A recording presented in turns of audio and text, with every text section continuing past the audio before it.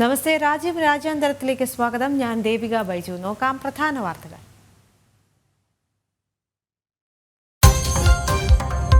രാജ്യസഭയിൽ സുരക്ഷാ പരിശോധനയ്ക്കിടെ പ്രതിപക്ഷ സീറ്റിൽ നിന്ന് നോട്ട് കെട്ട് കണ്ടെത്തി. പണം കണ്ടെത്തിയത് കോൺഗ്രസ് അംഗം മനു അഭിഷേക് സിക്വിയുടെ ഇരിപ്പിടത്തിൽ നിന്ന്. അന്വേഷണം പ്രഖ്യാപിച്ച രാജ്യസഭാധ്യക്ഷൻ ജഗ്ദീപ് ധൻകർ.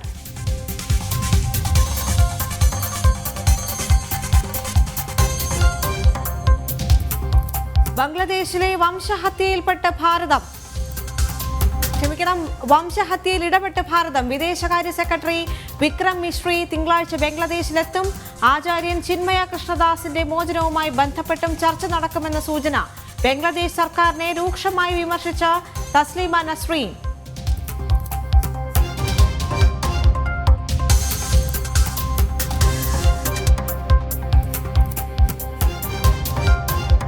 ഫലസ്തീന്റെ ഭാഗമായ വെസ്റ്റ് ബാങ്കിൽ ഇസ്ലാമിക് ജിഹാദ് ഭീകരരുടെ ആക്രമണം. ജനീൻ നഗരത്തിൽ സൈനിക വാഹനം തട്ടിയെടുത്ത വാഹനത്തിൽ ഇസ്ലാമിക് ജിഹാദ് കൊടികളുമായി പ്രകടനം നടത്തി.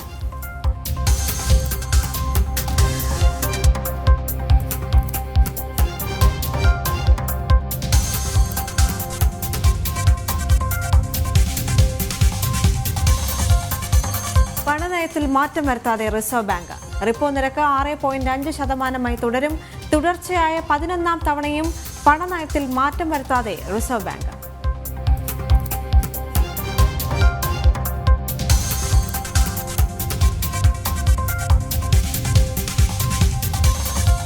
അലപ്പോയ്ക്ക് പിന്നാലെ ഹമയും പിടിച്ചടക്കി സിറിയൻ വിമതർ. പ്രഖ്യാപിച്ച ഹയാത്ത് തഹ്രീർ അൽ ഷം നേതാവ് മുഹമ്മദ് അൽ ജവാനി. തടവുപുള്ളികളെ ഭീകരർ മോചിപ്പിച്ചു.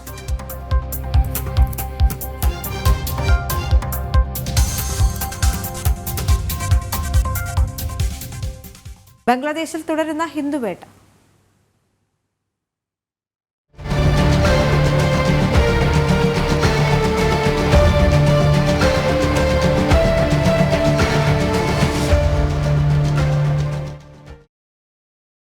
ബംഗ്ലാദേശ് വംശഹത്യയിൽ ഇടപെട്ട കേന്ദ്ര സർക്കാർ. വിദേശകാര്യ സെക്രട്ടറി വിക്രം മിശ്രി ബംഗ്ലാദേശ് സന്ദർശിക്കും.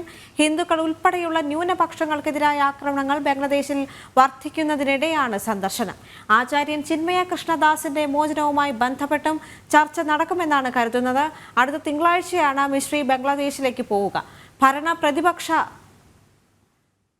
പ്രതിനിധികൾ ഉൾപ്പെടെയുള്ളവരുമായി വിക്രം മിശ്രി ചർച്ച നടത്തും.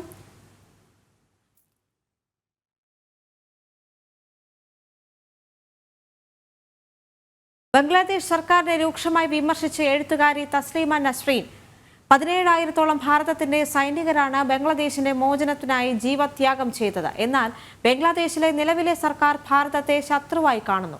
30 ലക്ഷം ബംഗ്ലാദേശുകാരെ കൊല്ലുകയും 2 ലക്ഷം സ്ത്രീകളെ ബലാത്സംഗം ചെയ്യുകയും ചെയ്ത പാകിസ്ഥാനുമായാണിപ്പോൾ ബംഗ്ലാദേശ് സൗഹൃദം സ്ഥാപിച്ചതെന്നും തസ്ലീമ നസ്രീൻ എക്സിൽ കുറിച്ചു.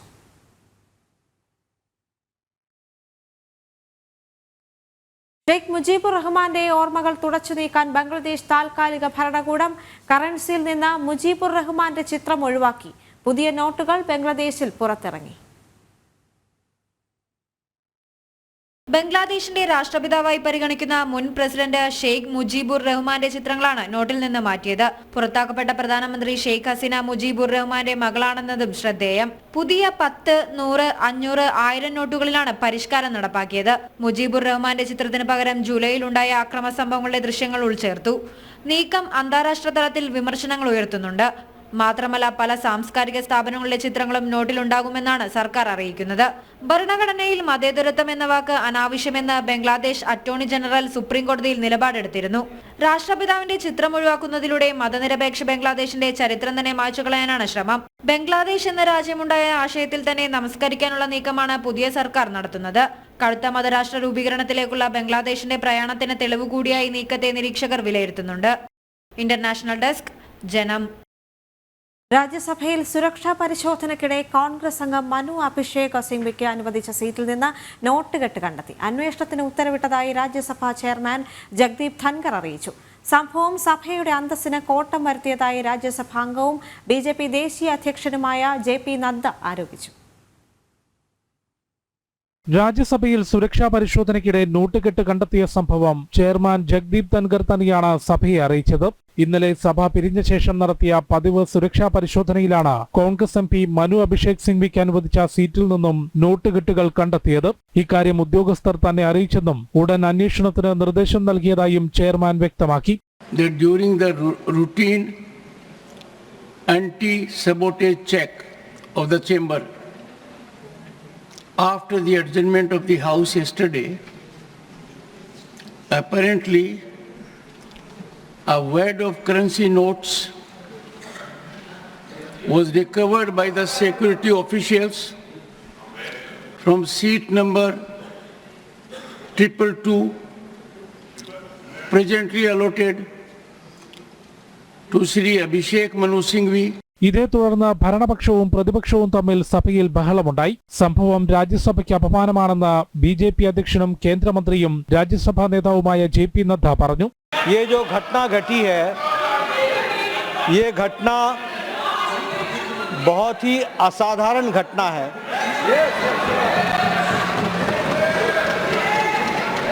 और बहुत ही सीरियस नेचर की घटना है. यह घटना पक्ष और विपक्ष में विभाजित होने के लिए नहीं है, ये सदन की गरिमा पर एक चोट है.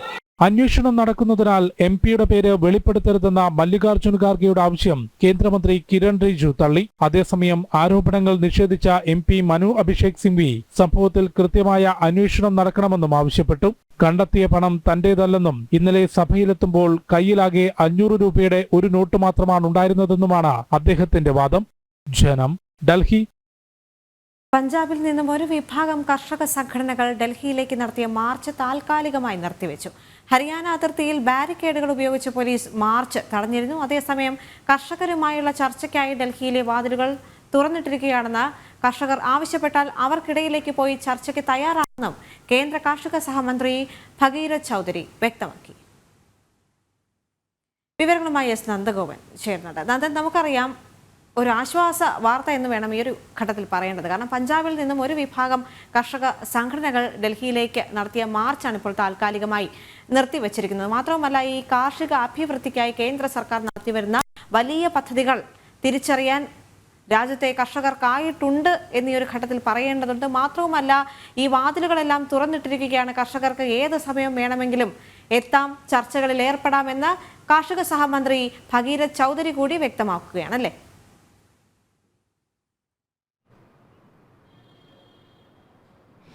ദേവിക, ഇപ്പോൾ കർഷക സംഘടനകൾ വ്യക്തമാക്കുന്നത് അവർ സർക്കാരുമായി ചർച്ചയ്ക്ക് തയ്യാറാണ്, അല്ലെങ്കിൽ സർക്കാരുമായി ചർച്ചയ്ക്ക് അവർ തയ്യാറാണെങ്കിലും ഒരു ദിവസം മാത്രമാണ് സർക്കാർ നൽകുക എന്നുള്ളതാണ് അവർ വ്യക്തമാക്കുന്നത്. അതായത് നാളെ ഒരു ദിവസം കൊണ്ട് സർക്കാർ ചർച്ച ചെയ്ത് പരിഹാരം കാണണമെന്നുള്ളതാണ് കർഷക സംഘടനകളുടെ ആവശ്യം. അല്ലാത്ത പക്ഷം ഞായറാഴ്ച ഉച്ചയ്ക്ക് 12 മണിക്ക് 101 കർഷകരുമായി ഡൽഹിയിലേക്ക് ജാഥ നടത്തുമെന്നുള്ളതാണ് ഇപ്പോൾ കർഷക സംഘടനകൾ ഏറ്റവും ഒടുവിലായി ആഹ്വാനം ചെയ്തത്.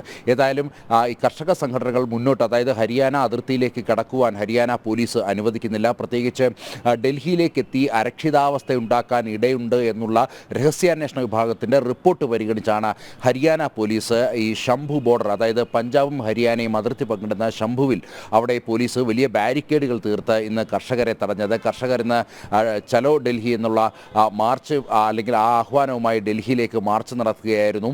ബാരിക്കേഡുകൾ മറികടന്നവർ മുന്നോട്ട് പോകാൻ ശ്രമിച്ചിരുന്നു. പോലീസ് തീർത്ത ബാരിക്കേഡുകൾ പലതും തകർക്കുന്ന സ്ഥിതിയായിരുന്നു ഉണ്ടായിരുന്നത്. തുടർന്ന് പോലീസിന് കണ്ണീർ വാതകം പ്രയോഗിക്കേണ്ടി വന്നു. ഏതാനും ചില കർഷകർക്ക് പരിക്കേറ്റതായാണ് അവർ അവകാശവാദം ഉന്നയിക്കുന്നത്. അതേസമയം പോലീസ് വ്യക്തമാക്കുന്നത് ഈ കർഷകരിൽ ഒരാളുടെ കയ്യിൽ പിസ്റ്റൽ കണ്ടു എന്നുള്ളതാണ് പോലീസുകാരടക്കം വ്യക്തമാക്കുന്നത്. ഏതായാലും നമുക്കറിയാം, 2021 ഡൽഹിയിൽ കർഷകർ സമരം എന്ന പേരിൽ നടത്തിയ അക്രമങ്ങൾ, ആ അക്രമങ്ങളിൽ പോലീസ് എടുത്ത കേസുകൾ പിൻവലിക്കണമെന്നുള്ളതാണ് ഈ കർഷകരുടെ ഒരു പ്രധാനപ്പെട്ട ആവശ്യം. മറ്റൊരു പ്രധാനപ്പെട്ട ആവശ്യം എല്ലാ കർഷകരുടെ മുഴുവൻ കടങ്ങളും എഴുതി തള്ളണം എന്നുള്ളതാണ്. അതേപോലെ തന്നെ മുഴുവൻ വിളകൾക്കും മിനിമം താങ്ങുവില പ്രഖ്യാപിക്കണം തുടങ്ങിയ ആവശ്യങ്ങൾ ഉന്നയിച്ചാണ് ഈ കർഷകർ ഈ സമരത്തിന് ആഹ്വാനം ചെയ്തത്. കഴിഞ്ഞ ഫെബ്രുവരി മുതൽ ഏതാണ്ട് ഈ ശംഭു ബോർഡറിന് സമീപത്തായി തന്നെ ഇവർ തമ്പടിക്കുന്നുണ്ടായിരുന്നു. എന്നാൽ വളരെ നിർവീര്യമായ ഒരു സമരമായിരുന്നു അവിടെ നടന്നുകൊണ്ടിരുന്നത്. പിന്നീട് ഇപ്പോൾ വീണ്ടും കോൺഗ്രസിൻ്റെ പിന്തുണ വീണ്ടും അവർക്ക് ലഭിച്ചത് അവർക്ക് ഈ കർഷക സമരവുമായി മുന്നോട്ട് വരാൻ ഊർജ്ജമായി എന്ന് വേണം കരുതുവാൻ. കോൺഗ്രസ് ഇതിനെ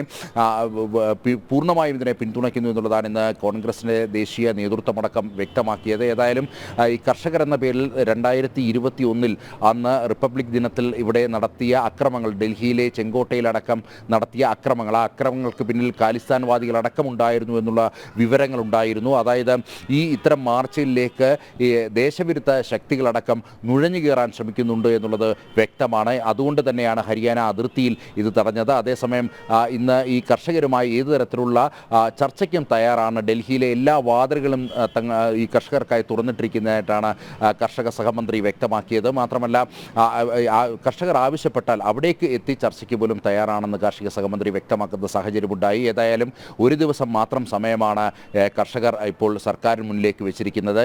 ഈ അടുത്ത നാളെ ഒരു ദിവസം കൊണ്ട് ഒരു തീരുമാനമുണ്ടാക്കിയില്ലെങ്കിൽ ഞായറാഴ്ച ഉച്ചയ്ക്ക് 12 മണിക്ക് ഡൽഹിയിലേക്ക് വീണ്ടും ജാഥ നയിക്കുമെന്നുള്ളതാണ് കർഷക സംഘടനകളുടെ ഭീഷണി.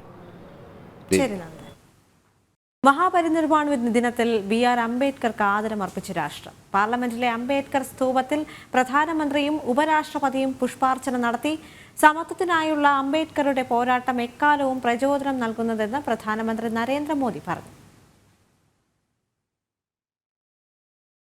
ഭരണഘടനാ ശില്പിയും സാമൂഹിക പരിഷ്കർത്താവുമായ BR അംബേദ്കറുടെ 69ാം സ്മൃതി ദിനമാണ് കടന്നുപോകുന്നത്. അംബേദ്കറുടെ ഓർമ്മ ദിനം മഹാപരിനിർവാൺ ദിവസായി രാജ്യം ആചരിക്കുന്നു. പാർലമെന്റിലെ അംബേദ്കർ പ്രതിമയ്ക്ക് മുന്നിൽ നടന്ന അനുസ്മരണ ചടങ്ങിൽ പ്രമുഖർ പങ്കെടുത്തു. പ്രധാനമന്ത്രി നരേന്ദ്രമോദി, ഉപരാഷ്ട്രപതി ജഗദീപ് ധൻഖർ, മുൻ രാഷ്ട്രപതി രാംനാഥ് കോവിന്ദ്, ലോക്സഭാ സ്പീക്കർ ഓം ബിർല, കോൺഗ്രസ് അധ്യക്ഷൻ മല്ലികാർജുൻ ഖർഗെ തുടങ്ങിയവർ പുഷ്പാർച്ചന നടത്തി. BR അംബേദ്കർ അന്ത്യവിശ്രമം കൊള്ളുന്ന മുംബൈയിലെ ചൈത്രഭൂമി സന്ദർശിച്ച ചിത്രം എക്സിൽ പോസ്റ്റ് ചെയ്ത പ്രധാനമന്ത്രി അംബേദ്കറുടെ ജീവിതം പ്രചോദനം നൽകുന്നുവെന്ന് കൂട്ടിച്ചേർത്തു.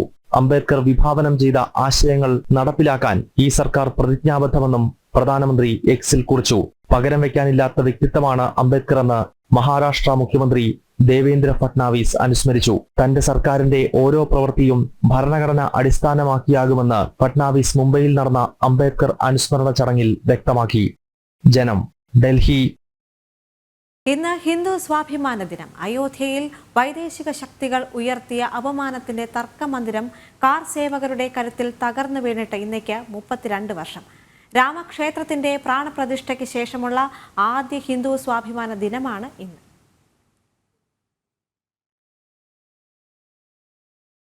ഭാരതത്തിലേക്ക് തുടർച്ചയായുള്ള ഇസ്ലാമിക അധിനിവേശത്തിന്റെ തുടക്കം 11ാം നൂറ്റാണ്ടിലാണ്. ഹിന്ദു സംസ്കൃതിയുടെ ഹൃദയഭൂമികളായ അയോധ്യയും മധുരയും കാശിയുമെല്ലാം വൈദേശിക ആക്രമണത്തിന് വിധേയമായി. 1528 അയോധ്യയിലേക്കുള്ള ബാബറുടെ ആക്രമണം, ശ്രീരാമ ജന്മഭൂമിയിൽ ലവകുശന്മാർ സ്ഥാപിച്ച മഹാക്ഷേത്രം തകർത്ത് അവിടെ മസ്ജിദ് നിർമ്മിക്കുന്നു. അയോധ്യയെ തിരികെ പിടിക്കാൻ ഐതിഹാസികമായ നിരവധി പോരാട്ടങ്ങൾ. ആയിരക്കണക്കിന് രാമഭക്തർ ജീവത്യാഗം ചെയ്തു. 984 വിശ്വ ഹിന്ദു പരിഷത്ത് അയോധ്യ പ്രക്ഷോഭം ഏറ്റെടുക്കുന്നത്. അപമാനത്തിന്റെ അടയാളമായ മിനാരം നീക്കം ചെയ്യണമെന്ന വികാരം രാജ്യത്തൊട്ടാകെ അലയടിച്ചു. 989 ശിലന്യാസ്, 1990 ആദ്യ കർസേവ. മുലായം സിംഗിന്റെ പോലീസ് നടത്തിയ വെടിവെപ്പിൽ കൊൽക്കത്തയിൽ നിന്നുള്ള സഹോദരന്മാർ രാം കോട്ടാരിയും ശരത് കോട്ടാരിയും ഉൾപ്പെടെ 100 കണക്കിന് രാമഭക്തർ ബലിദാനികളായി. 1992 ഡിസംബർ 6 കാർ സേവകരുടെ കരുത്തിൽ തർക്കമന്ദിരം പൊളിഞ്ഞു വീണു.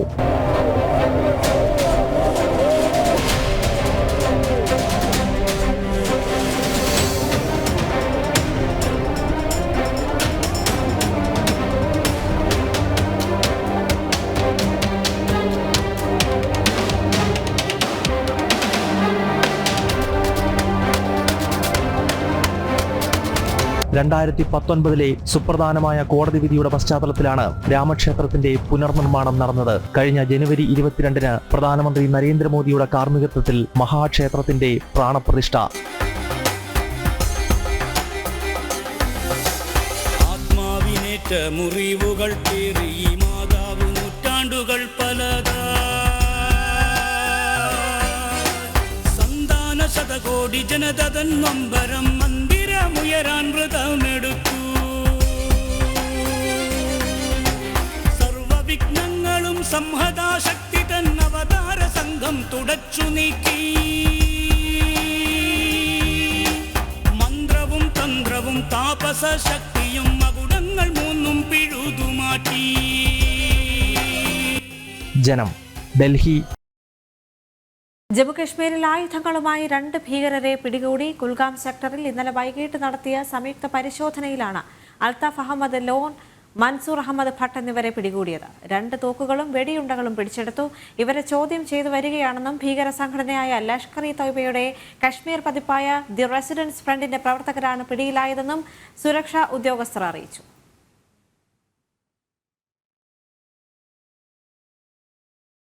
പണനയത്തിൽ മാറ്റം വരുത്താതെ റിസർവ് ബാങ്ക്. റിപ്പോ നിരക്ക് 6.5% തുടരും. സ്റ്റാൻഡിംഗ് ഡെപ്പോസിറ്റ് ഫെസിലിറ്റി പലിശ നിരക്ക് 6.25% തുടരും. തുടർച്ചയായ 11ാം തവണയാണ് പണനയത്തിൽ റിസർവ് ബാങ്ക് മാറ്റം വരുത്താതെ തുടരുന്നത്. റിസർവ് ബാങ്കിന്റെ പുതുക്കിയ പണനയത്തിലും നിരക്കുകൾ മാറ്റമില്ലാതെ തുടരുന്നു. റിപ്പോ നിരക്ക് 6.5 തുടരും. സ്റ്റാൻഡിംഗ് ഡെപ്പോസിറ്റ് ഫെസിലിറ്റി പലിശ നിരക്ക് 6.25 മാർജിനൽ സ്റ്റാൻഡിംഗ് ഫെസിലിറ്റി നിരക്ക് 6.75 തുടരുമെന്നും reserve bank governor Shaktikanta Das അറിയിച്ചു. Always look at the outlook. The Monetary Policy Committee decided by a majority of 4:2 to keep the policy repo rate unchanged at 6.5%. Consequently, the standing deposit facility, that is SDF rate, remains at 6.25% and the marginal standing facility, that is the MSF rate and the bank rate at 6.75%. Monetary കമ്മിറ്റിയിലെ 6 അംഗങ്ങളിൽ 4 പേരും പണനയം തുടരുന്നതിന് അനുകൂലിച്ചു. സാമ്പത്തിക വർഷത്തെ GDP നിരക്ക് 6.6 ആയിരിക്കുമെന്ന് കണക്കാക്കുന്നു. 3ാം പാദത്തിൽ 6.8%, 4ാം പാദത്തിൽ 7.2% GDP വളർച്ചാ നിരക്ക്. പണപ്പെരുപ്പ് നിരക്ക് 4.5 നിന്ന് 4.8 ആയതായി RBI ഗവർണർ അറിയിച്ചു. പണപ്പെരുപ്പ് നിരക്ക് 4% നിലനിർത്തുക എന്ന ലക്ഷ്യത്തോടെയാണ് പലിശ നിരക്കിൽ മാറ്റം വരുത്താത്തത്. നാഷണൽ ഡെസ്ക്, ജനം. പുതിയ പ്രധാനമന്ത്രിയെ ഉടൻ നിയമിക്കുമെന്ന French president Emmanuel Macron. President പദവി ഒഴിയണമെന്ന പ്രതിപക്ഷത്തിന്റെ ആവശ്യം അദ്ദേഹം തള്ളി. തെരഞ്ഞെടുക്കപ്പെട്ട കാലാവധിയായ 2027 വരെ പദവിയിൽ തുടരുമെന്നും അദ്ദേഹം വ്യക്തമാക്കി. അവിശ്വാസ പ്രമേയം പാസായതിനെ തുടർന്ന് പ്രധാനമന്ത്രി മിഷേൽ ബേണിയർ രാജി സമർപ്പിച്ചിരുന്നു. പ്രധാനമന്ത്രി സ്ഥാനത്തേക്ക് നിയമനം ഉടൻ നടത്തുമെന്ന് പ്രസിഡന്റ് ഇമ്മാനുവൽ മാക്രോൺ അറിയിച്ചു. 2025 ബജറ്റ് പാസാക്കാനുള്ള ശ്രമം തുടരുമെന്നും അദ്ദേഹം പറഞ്ഞു. ബജറ്റ് വോട്ടെടുപ്പില്ലാതെ പാസാക്കാനുള്ള ബേണിയറുടെ തീരുമാനം പ്രതിപക്ഷത്തെ പ്രകോപിപ്പിച്ചിരുന്നു.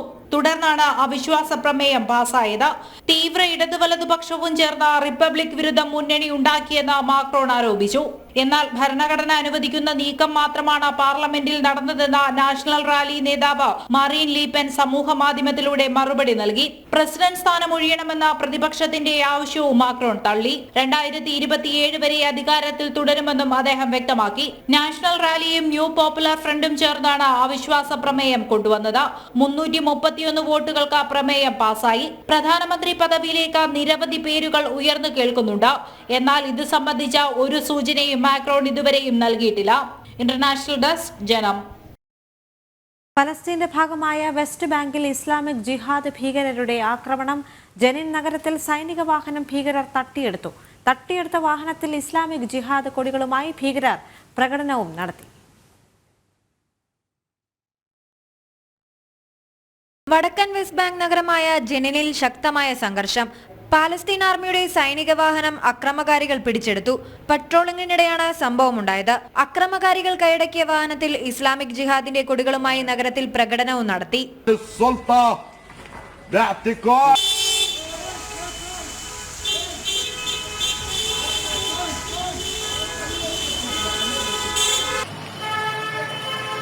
ജനിനിലെ അഭയാർത്ഥി ക്യാമ്പിന്റെ പരിസരത്ത് വിന്യസിച്ച സൈനികർക്ക് നേരെ ഭീകരർ തുടർച്ചയായി ആക്രമണം നടത്തി. സൈനിക കേന്ദ്രം ആക്രമിച്ച് വാഹനങ്ങൾ തട്ടിയെടുക്കുകയായിരുന്നു എന്ന് ഔദ്യോഗിക വക്താവ് അറിയിച്ചു. ഇക്കഴിഞ്ഞ ദിവസങ്ങളിൽ അക്രമങ്ങൾ നടത്തിയ നിരവധി പേരെ സുരക്ഷാസേന പിടികൂടിയിരുന്നു. അറസ്റ്റുകളിൽ പ്രതിഷേധിച്ച് അക്രമ സംഭവങ്ങൾ ജനിനിൽ തുടരുകയാണ്. കാലങ്ങളായി ഭീകരരുടെ താവളമായി മാറിയിരിക്കുകയാണ് ജനിനിൻ നഗരം. ഒക്ടോബർ 7 ഹമാസിന്റെ ആക്രമണത്തെ തുടർന്ന് വെസ്റ്റ് ബാങ്കിലും സംഘർഷം പുകയുകയാണ്. ഇന്റർനാഷണൽ ഡെസ്ക്, ജനം. സിറിയയിലെ അലപ്പോ നഗരം പിടിച്ചെടുത്തതിന് പിന്നാലെ വിമതർ ഹമ നഗരവും പിടിച്ചടക്കി. ഭീകര സംഘടനയായ ഹയാ തഹ്രീർ അൽ-ഷം നേതാവ് മുഹമ്മദ് അൽ ജൽവാനിയാണ് നഗരം പിടിച്ചെടുത്തതായി പ്രഖ്യാപിച്ചത്. ഹമ സെൻട്രൽ ജയിലിലെ തടവ് പുള്ളികളെ HTS മോചിപ്പിച്ചു. സിറിയൻ ആഭ്യന്തര ആക്രമണങ്ങൾ തുടർച്ചയാവുകയാണ്. പ്രസിഡന്റ് ബാഷർ അൽ അസദിന്റെ സർക്കാരിനെതിരെ വിമത നീക്കം കൂടുതൽ ശക്തമായി. ഹയാത്ത് തഹ്രീർ അൽഷം എന്ന ഭീകര സംഘടന ഒരു നഗരം കൂടി പിടിച്ചെടുത്തു. ഹമാ നഗരമാണ് ഭീകരർ നിയന്ത്രണത്തിലാക്കിയത്. ഹയാത്ത് തഹ്രീർ അൽഷം നേതാവ് മുഹമ്മദ് അൽ ജൽവാനി നഗരം പിടിച്ചെടുത്തതായി പ്രഖ്യാപിക്കുകയായിരുന്നു. അതേസമയം സിറിയയിലെ പ്രശ്നങ്ങൾ പരിഹരിക്കണമെന്ന് ഐക്യരാഷ്ട്രസഭ സെക്രട്ടറി ജനറൽ അന്റോണിയോ ഗുട്ടറാസ് ആവശ്യപ്പെട്ടു. After 14 years of conflict, it is high time for all parties to engage seriously with Geir Pedersen, my special envoy for Syria, to finally chart a new, inclusive and comprehensive approach to resolving this crisis in line with Security Council Resolution 2254. It's time for serious dialogue. In other words, to restore Syria's sovereignty, unity, independence and territorial integrity, and meeting the legitimate aspirations of the Syrian people. Hamas central ജയിലിലെ തടവുപുള്ളികളെ HDS മോചിപ്പിച്ചു. നഗരം പിടിച്ചെടുത്തതിന് പിന്നാലെയായിരുന്നു ഈ നടപടി. നഗരവും നേരത്തെ ഭീകരർ പിടിച്ചെടുത്തിരുന്നു. ആക്രമണങ്ങളെ പ്രതിരോധിക്കാൻ റഷ്യയുടെയും ഇറാന്റെയും പിന്തുണ പ്രസിഡന്റ് ബാഷർ അൽ അസദ് തേടിയിട്ടുണ്ട്. നേരത്തെ റഷ്യ ശക്തമായ വ്യോമാക്രമണം അലപ്പോ നഗരത്തിൽ ഭീകരർക്കെതിരെ നടത്തിയിരുന്നു. നിരവധി പേർ മരിച്ചതായി റിപ്പോർട്ടുകളും പുറത്തു വന്നിരുന്നു. ഇന്റർനാഷണൽ ഡെസ്ക് ജനം. അടുത്ത വർഷം ജനുവരി 1 മുതൽ ദുബായിൽ മദ്യത്തിന് വില കൂടും. നിർത്തിവച്ചിരുന്ന 30% നികുതി പുനഃസ്ഥാപിക്കുന്ന സാഹചര്യത്തിലാണ് വില വർധനവ്. എന്നാൽ UAE മറ്റ് എമിറേറ്റുകൾക്ക് ഇത് ബാധകമല്ല. 2022 അവസാനമാണ് മദ്യത്തിന്മേൽ ചുമത്തിയിരുന്ന നികുതി ദുബായ് പിൻവലിച്ചത്. 2023 ജനുവരി 1 മുതൽ ഒരു വർഷത്തേക്കായിരുന്നു തീരുമാനമെങ്കിലും 2024 ഡിസംബർ വരെ അത് നീട്ടുകയായിരുന്നു. നികുതി വീണ്ടും ഏർപ്പെടുത്തിയതോടെ ബാറുകളിലും ക്ലബ്ബുകളിലും ഹോട്ടലുകളിലും എല്ലാം ഇനി മദ്യത്തിന് വില കൂടും. നിയമം പൂർണ്ണമായും പാലിക്കുന്നുണ്ടോ എന്ന് ഉറപ്പാക്കാൻ ദുബായ് മുനിസിപ്പാലിറ്റിയുടെ നേതൃത്വത്തിൽ കർശന പരിശോധന നടക്കും.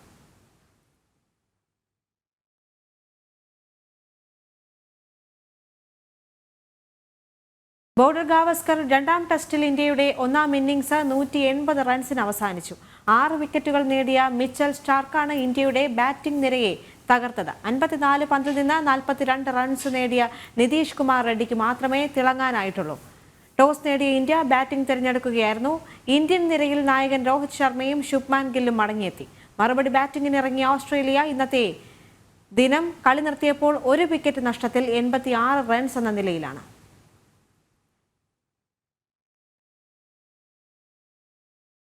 അണ്ടർ-19 ഏഷ്യ കപ്പ് ഫൈനലിൽ ഇന്ത്യയും ബംഗ്ലാദേശും ഏറ്റുമുട്ടും. ഇന്ന് നടന്ന സെമി ഫൈനലിൽ ശ്രീലങ്കയെ 7 വിക്കറ്റിന് തോൽപ്പിച്ചാണ് ഇന്ത്യ ഫൈനൽ ഉറപ്പാക്കിയത്. ആദ്യം ബാറ്റ് ചെയ്ത ശ്രീലങ്ക ഉയർത്തിയ 174 റൺസ് എന്ന വിജയലക്ഷ്യം ഇന്ത്യ 3 വിക്കറ്റ് നഷ്ടത്തിൽ മറികടന്നു.